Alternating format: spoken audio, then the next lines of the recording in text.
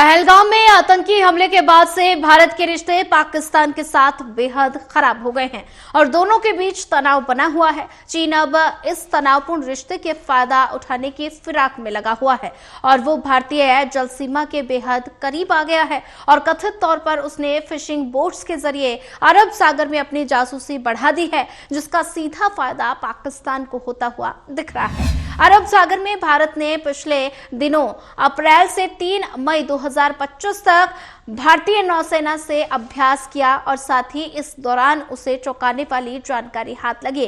अभ्यास के वक्त नौसेना ने पाया कि उसकी समुद्री सीमा से सिर्फ 120 नॉटिकल मील की दूरी पर चीन के 244 कथित मछली पकड़ने वाले जहाज सक्रिय दिख रहे हैं। ये जहाज फिशिंग बोट्स के रूप में सामने आए, लेकिन सूत्रों के अनुसार इसका असली मकसद भारतीय नौसेना की निगरानी करना और खुफिया जानकारी जुटाना हो सकता है। सूत्रों का यह कहना है कि पड़ोसी मुल्क के ये गतिविधि सिर्फ मछली पकड़ने तक सीमित नहीं लगती, बल्कि ये चीन के दूरगामी जल बेड़े यानी डिस्टेंस वाटर फ्लीट की एक रणनीतिक तैनाती भी हो सकती है।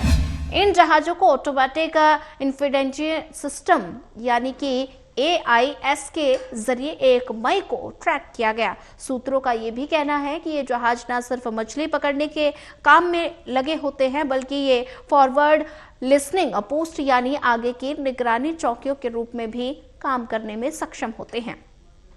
ये भारतीय युद्ध पोतों की तैनाती, पेट्रोलिंग पैटर्न और साथ ही रेडियो कम्युनिकेशन को सुनने की क्षमता रखते हैं और ये फ्लीट मिली जानकारी को चीन के नौसेना और सुरक्षा एजेंसियों को भेज सकते हैं। इस गतिविधि का भौगोलिक केंद्र अरब सागर का वो इलाका है जो पाकिस्तान के एक्सक्लूसिव इकोनॉमिक जोन यानी कि ओमान की समुद्री सीमा के करीब है। खास बात यह है कि कराची बंदरगाह के इन जहाजों की संख्या अधिक देखी गई है, जिससे अंदेशा लगाया जा रहा है कि पाकिस्तानी बंदरगाहों से इन्हें लॉजिस्टिक या फिर खुफिया समर्थन मिल रहा है। ये चीनी जहाज भारतीय नौसेना के जहाजों की मूवमेंट, कम्युनिकेशन और तैनाती का पैटर्न समझने में सक्षम हो सकते हैं। सूत्रों के अनुसार ये चीन के लिए सुनने वाले पोस्ट का काम कर रहे हैं, यानी ये गुप्त रूप से रेडियो संकेत और गतिविधियां रिकॉर्ड कर चीन भेज सकते हैं और ये जहाज पाकिस्तान के सबसे बड़े बंदरगाह कराची बंदरगाह ओमान के पास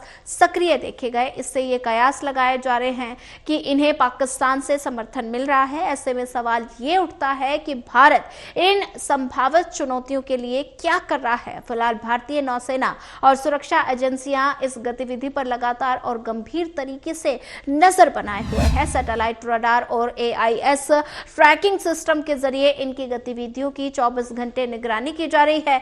कथित तौर पर चीनी जहाजों के लिए जासूसी को लेकर आधिकारिक तौर पर कोई बयान नहीं आया, लेकिन सुरक्षा हलकों में इस पर गंभीर चर्चा चल रही है।